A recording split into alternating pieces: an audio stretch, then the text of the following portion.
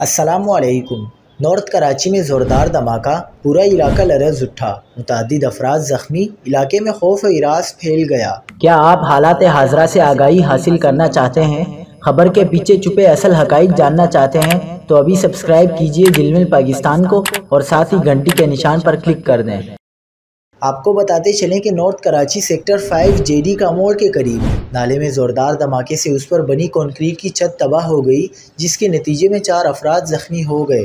धमाके की इत्तला मिलते ही रेस्क्यू 1122 का अमला एम्बुलेंस और डिज़ास्टर रिस्पॉन्स व्हीकल के अमला जाए वक़ुआ पर पहुंच गया और इमदादी कार्रवाइयों के दौरान धमाके से नाले की छत का उड़ने वाला मलबा लगने से ज़ख्मी अफराद को तिब्बी इमदाद के लिए अब्बासी शहीद अस्पताल मुंतकिल किया। रेस्क्यू हुक्काम का कहना है कि ज़ख्मी होने वालों की शनाख्त समद, रिजवान और वकास के नाम से की गई। SHO बिलाल कॉलोनी इसरार आफरीदी ने बताया कि इब्तिदाई तौर पर वाक़या नाले में गैस भर जाने की वजह से पेश आने का बताया जा रहा है, जिसके नतीजे में नाले के ऊपर बनी हुई कंक्रीट की छत टुकड़े होकर नाले में गिर गई।